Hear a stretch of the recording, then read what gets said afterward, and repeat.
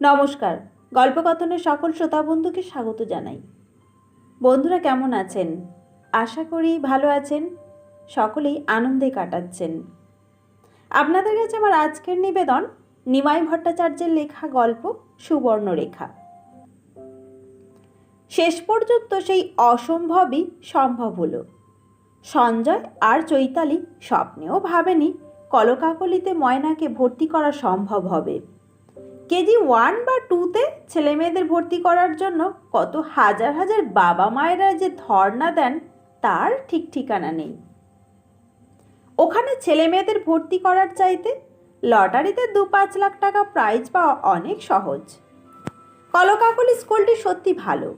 লেখাপড়া ছাড়াও নাচ, গান, নাটক, ডিবেট কুইজ সারা বছর ধরে চলছে। এর ওপরে আছে খেলাধুলার অফুরন্ত সুযোগ। Cricket, hockey, football, basketball, tennis, badminton ছাড়াও যোগব্যায়াম, ছোট বড় 2টি অডিটোরিয়াম, কি বিশাল লাইব্রেরি, রিডিং রুমে প্রত্যেকের আলাদা চেয়ার টেবিল। সবচাইতে বড় কথা, একবার ভর্তি করতে পারলে 12 ক্লাস পর্যন্ত নিশ্চিন্ত। তবে হ্যাঁ, অসুবিধা একটাই, স্কুলে বাস নেই। তাছাড়া স্কুলটি শহরের এক প্রান্তে। শহরের মধ্যে হলে কি এই বিশাল এলাকা নিয়ে স্কুল হতে পারত? কলকাতা স্কুল বাড়িগুলো যেন সরকারি ও সওদাগরি অফিসার ঢঙের তৈরি। প্রাণহীন, বৈশিষ্ট্যহীন ইট কাঠ লোহা লক্কর দিয়ে তৈরি একটা জেলখানা। যে কোনো একটা বাড়িতে কিছু ছেলে মেয়েকে কয়েক ঘন্টা বন্দি রাখলেই কি স্কুল হয়? সঞ্জয় আর চৈতালি শুধু খুশি না, অত্যন্ত নিশ্চিন্ত। সঞ্জয় ফ্যাক্টরি থেকে ফিরে কফি খেতে খেতে বলল, তবে চৈতি, তোমার ঝামেলা বাড়ল। আমি তো 7 সকালে বেরিয়ে যাই। ময়নাকে পৌঁছে দেয়া, নিয়ে আসা তোমাকেই করতে হবে। মেয়েকে ভালো স্কুলে পড়াতে হলে এটুকু কষ্ট তো করতেই হবে। একটু ভেজা তুলোয় স্কিন লোশন মাখিয়ে আলতো করে মুখে দিতে দিতে চৈতালি আবার বলে, গিরিবালা সংসারের কাজকর্ম ঠিকঠাক করতে পারলেও ওকে দিয়ে তো মেয়েকে অত দূরে পাঠাতে পারবো না। সঞ্জয় কফির কাপে শেষ চুমুক দিয়ে বলে, সে তো 100 বার। তাছাড়া একে ওর বয়স হয়েছে, তার ওপর চোখ খারাপ। সঞ্জয়ের ফ্যাক্টরি বজবজে। 8টার আগেই ওকে ফ্যাক্টরিতে পৌঁছাতে হয়। ঠিক 6:45টায় অফিসের গাড়ি আসে। তারপর গল্ফ ক্লাব আর যোধপুর পার্ক থেকে আরও 2জনকে তুলে নিয়ে সোজা বজবজ। ফ্যাক্টরির ছুটি 4টে, কিন্তু 5:30-6টার আগে সঞ্জয় ফ্যাক্টরি থেকে বেরোতে পারে না। মোটামুটি 7টা নাগাদ বাড়ি ফিরে আসে। ময়নার স্কুল 8:30 থেকে 11:30। চৈতালি ওকে পৌঁছে দিয়ে আর বাড়ি ফিরে আসে না। ট্রাম বাস পথঘাটের যা অবস্থা, ওই সময়টুকু ও স্কুলেই কাটিয়ে দেয়। প্রথম দিকে চৈতালি লাইব্রেরি বিল্ডিংয়ের পিছনের দিকে কৃষ্ণচূড়া গাছের তলায় একটা গল্পের বই পড়েই ওই সময়টুকু কাটিয়ে দিত। তবে এখন আর গল্পের বই নিয়ে যাওয়ার দরকার হয় না। ওর মতো অনেক ছেলেমেয়েদেরই মায়েরা ওই সময়টুকু স্কুলেই কাটিয়ে দেন। তাদের অনেকের সঙ্গেই এখন ওর বন্ধুত্ব। হাজার হোক, সবাই প্রায় সমবয়সী, তাই রোজই বেশ আড্ডা হয়। এদের মধ্যে একমাত্র মলিনাদিরই বয়স বেশি, প্রায় 40-42 হবে। কিন্তু মেয়েদের আড্ডার আসরে বয়সটা কোনো ব্যাপার না। তাছাড়া ওর মতো আড্ডাবাজ ফাজিল মহিলা সত্যিই দুর্লভ। রেখা হাসতে হাসতে বলে, কলেজে ইউনিভার্সিটিতে পড়ার সময় সবাই আমাকে ফাজিল বলতো, কিন্তু তোমার সঙ্গে আড্ডা দিয়ে দেখছি আমি ফাজলামির অ ক খ শিখিনি। মলিনাদি হাসতে হাসতে বলেন, তোরা তো নেহাতি শিশু। এখন ফ্রয়েড সাহেব এলেও অনেক কিছু শিখিয়ে দিতে পারি।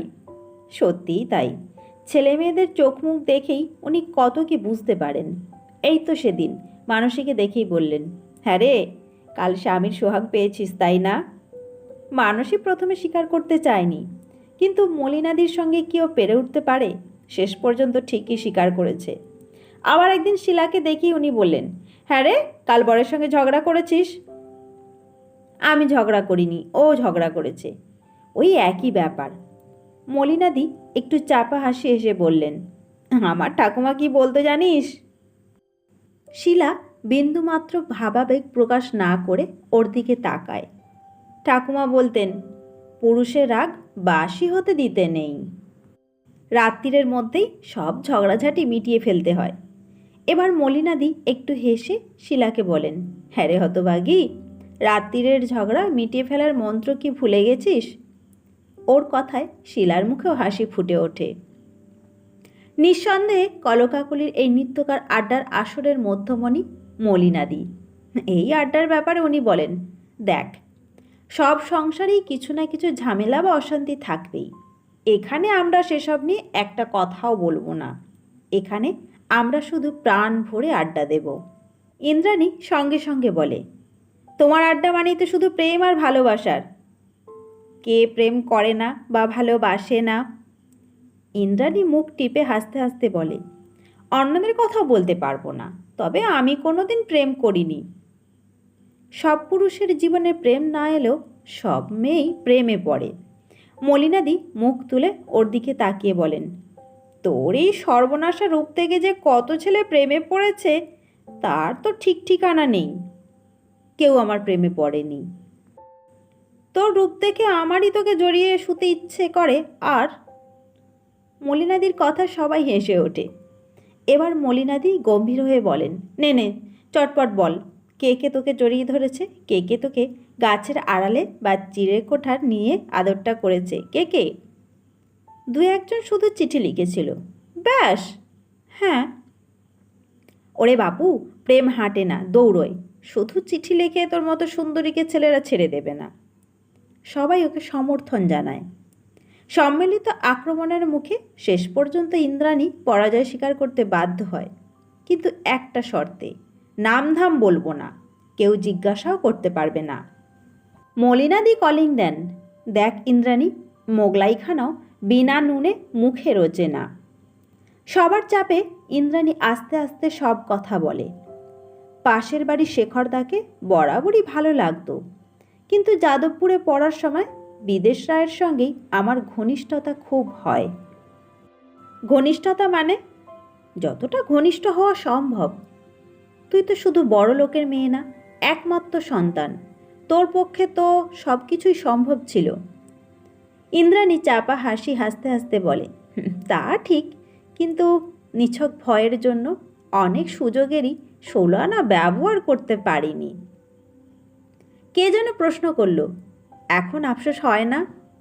হাসতে হাসতেই এলা বলল, আমার তো ভীষণ আফসোস হয়। এক একদিন এক একজনের প্রেমের কাহিনী শুনতে শুনতেই কেজি সেকশনের ছুটির ঘন্টা পড়ে।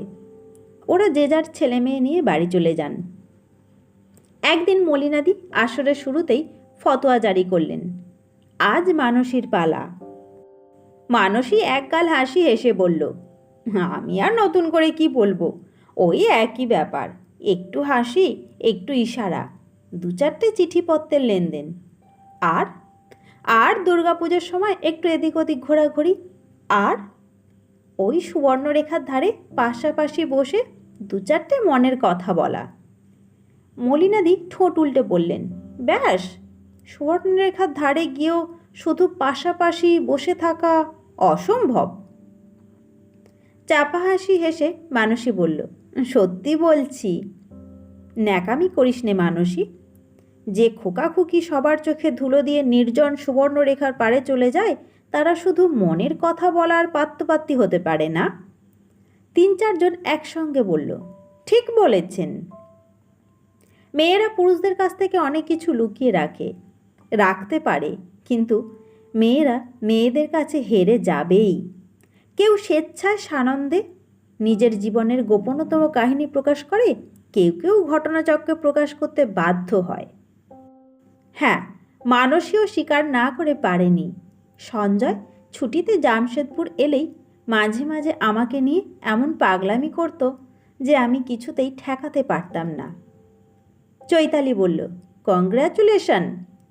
রেখা জিজ্ঞাসা করল, ওকে বিয়ে করলি না কেন?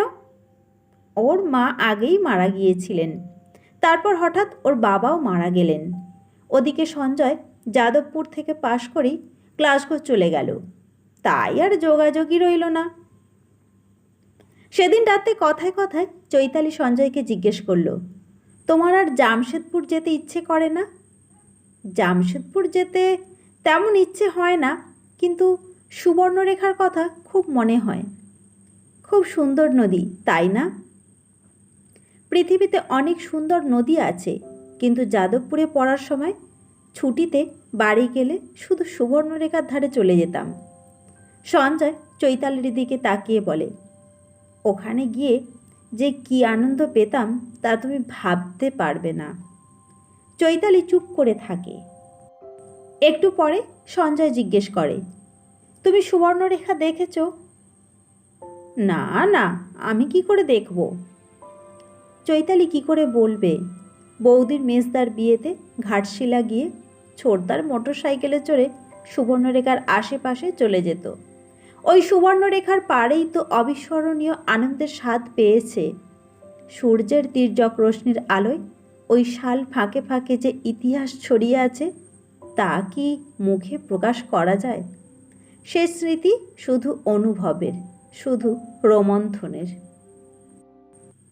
বন্ধুরা, আপনারা এতক্ষণ শুনছিলেন নিমাই ভট্টাচার্যের লেখা ছোট গল্প সুবর্ণরেখা। গল্প পাঠ ভালো লাগলে ভিডিওতে একটা লাইক এবং চ্যানেলটিকে সাবস্ক্রাইব করতে ভুলবেন না। সকলে খুব ভালো থাকবেন। ধন্যবাদ।